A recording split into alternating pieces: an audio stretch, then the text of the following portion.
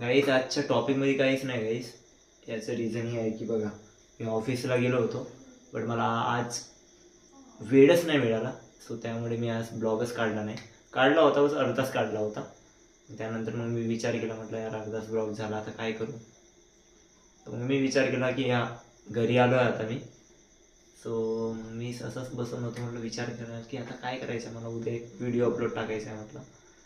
So मग मी विचार केला की यार मी भांडे घासता घासता तुमच्याशी बोलतो म्हणून गप्पा मारू आपण. सो गाईस काय असते काय कसं नसते मलाच कळलं मी काय बोलते. सो गाईस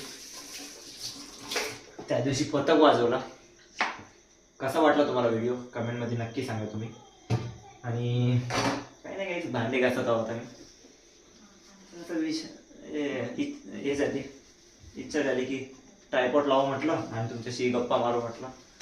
तर बघा गाईस मला एक वर्ष पण झालं त्या कंपनीमध्ये, ते पण तुम्हाला दाखवलंय. मी कुठलं काम करतो ते नाही दाखवलंय, ते पण लवकरात लवकर दाखवणार. ते पण मी शो करून टाकणार, तुम्हाला सांगणारच लवकर की मी कुठलं काम करतो म्हणून. आणि काय अजून काय सांगू तुम्हाला, सांगा तुम्ही पण कमेंटमध्ये सांगा की आदित्य मला तू ह्याबद्दल सांग, तुझी फॅमिली कुठं राहते काय राहते. फॅमिली तर तुम्हाला माहितीच आहे की कुठं असते, ते सांगायची पण आवश्यकता नाही, एवढी तर ब्लॉग्स बघतातच तुम्ही. तेच. आणि अनन्याताईनं ही घेतली आहे स्कूटी, म्हणतो तो कार घेतली आहे तिनं, तर तिचं पण भारी चालू आहे सध्या काम. सो आणि इंस्टाग्रामला तर मिनी ब्लॉग चालूच आहे गाईस, तुमचं प्रेम राहू द्या मिनी ब्लॉगसाठी गाईस. आणि अजून सांगा तुम्ही काय बोलतात. आता मला माझे दिवस आठवण येतात कॅटरिंगचे, जे आम्ही कामाला जायचो ते. आता कधी कधी असं वाटते की यार खरं यार त्या टाइम मी ब्लॉगिंग चालू केली असती तर बरं झालं असतं.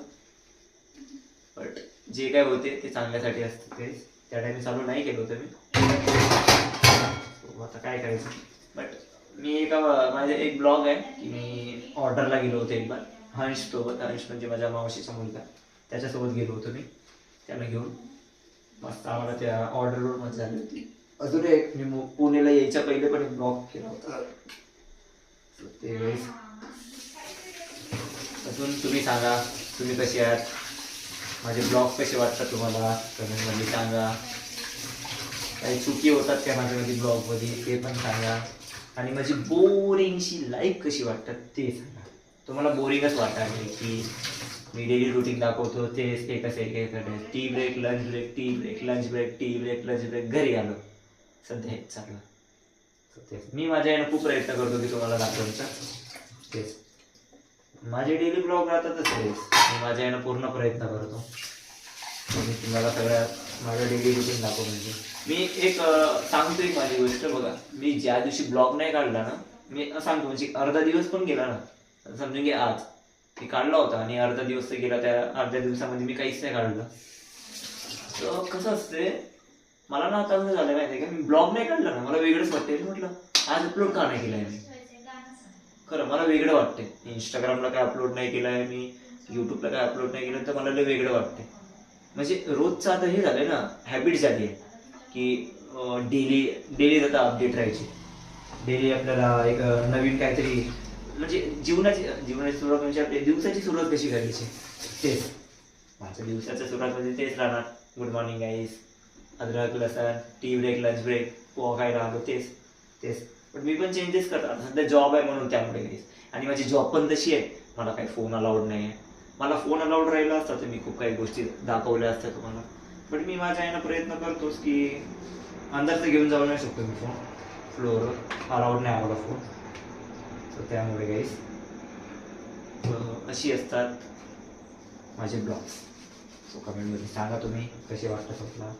मी आता भांडे घासतो, खूप भांडे आहेत, तुमच्याशी थोडं थोडं बोललो आहे. आता मी भांडे घासल्यानंतर तुमच्याशी बोलतो होते. काहीच माझे भांडे आवरून झाले बघा, बरोबर नीट ठेवले मी भांडे. आणि मी ऑफिसहून येताना थम्सअप घेऊन आलो होतो. आणि रोहिणीताई इथं गप्पा मारत आहे सत्यम मामा अनन्याताईसोबत. घे ना पी घे. आम्ही धुळ्याला नाही का जात होतो, धुळ्याला यांच्या गोष्टी सगळ्या बाबा. स्टेशन वरती बघ ड्रॉइंग करत आहे. पिती पी पी झालं चालू आहे चहाच ना. मोहिनी तयारी सत्यमा पण आहे वाटतं ना. मामा मोहिनी ताई बघा एवढी कलाकार आहे. आम्ही धुळ्याला जात होतो. स्टेशनवर हिला चिप्स घ्यायचं होतं. चिप्स होतं 40 रुपयाचं. उद्देश मामाने हिला दिले 20 रुपये. संदेश मामाने म्हणे जा तुला काय घ्यायचंय तर ते तू घे. हिच्याकडे 20 रुपये आणि चिप्स होतं 40 रुपयाला. तर त्या दुकानदाराला म्हणते भैया 20 रुपये आते वरती रिटर्न दे दूंगी. आम्ही का 20 रुपये ऍडव्हान्स लिहिलं. अच्छा बघ तर दुकानवाला सुद्धा शॉक झाला ऐकून की बाई काय बोलायला लागली.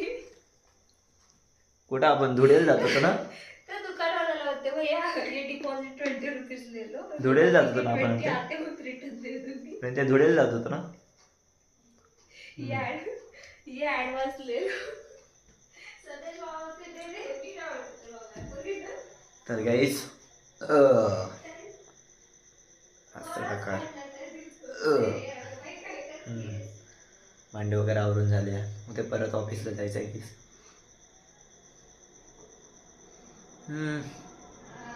सध्या तर आयुष्यामध्ये हेच चालू आहे. 9 to 6 जॉब, ब्लॉग.